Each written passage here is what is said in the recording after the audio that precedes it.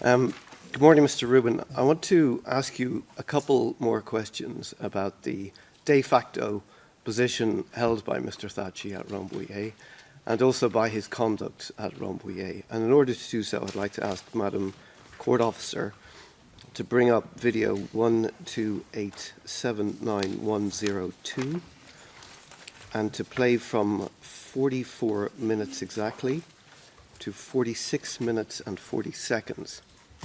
Now, while that's coming up, Mr. Rubin, just for your information, this is an excerpt from a documentary broadcast, I believe, in the year 2000 called Moral Combat, NATO at War, broadcast by the BBC, and the reporter is Alan Little.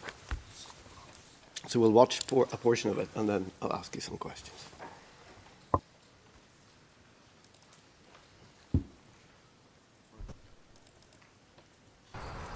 Focus now shifted to the Albanian delegation.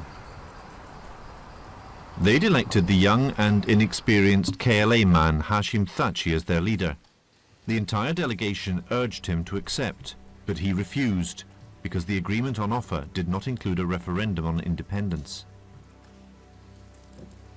The delegation appointed Thaçit for a leader, not knowing that they may become his prisoners. It was a formidable yes on all sides, except when it came to Thaçit. It was very, very strained.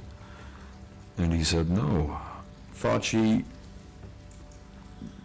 was really blunt to the delegation, stating that, look, this document, this actual presentation is completely unacceptable.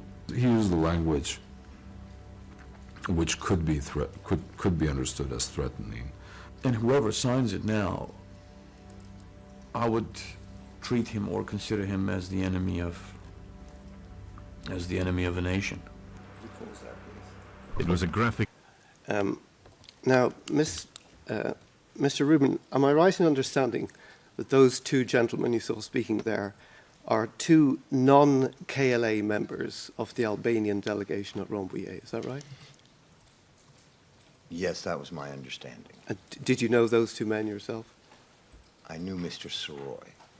And were you aware or had you heard anything to indicate that Mr. Thaçit had been making implicit or explicit threats to them? I should here distinguish between physical threats and what I would call moral threats. So I was not aware of any physical threats.